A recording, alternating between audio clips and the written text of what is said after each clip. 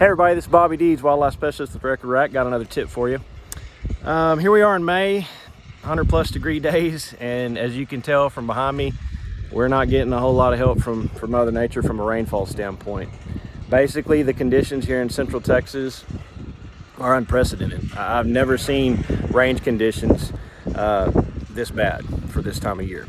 So to keep my deer alive and hopefully not going too far backwards, I'm doing everything I can from a supplementation standpoint. I've got more supplemental feeders out than I've ever had. I've set up more supplemental water stations just because all our tanks, if you want to look, all of our tanks in Texas are starting to look like this.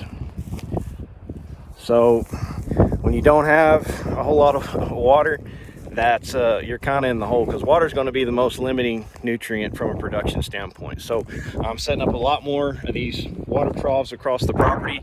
And something else that I'd recommend doing, aside from keeping out all the supplemental protein you can put out and being sure you keep it full, I'm also supplementing with some alfalfa hay still, and they're still eating it, because like I said, nothing's growing out here the same from last year. I mean, it is just flat, scorched earth. But something else, I guess the tip for today, if you aren't feeding free choice mineral, start feeding it. It's easy to do, it's relatively cheap. They typically don't consume a lot of it. If you're feeding free choice protein, like this place is really heavily fed. I've got a feeder for every 60, 70 acres.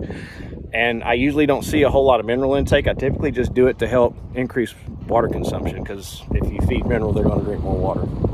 But aside from that, they kind of pick at it, but they don't really eat a whole lot of it, and it's usually cheap. But this year, for some reason, they are flat hammering this mineral. I mean, I'm putting some of this out about every 3 to 4 weeks, where typically it was every 2 to 3 months, on a normal year.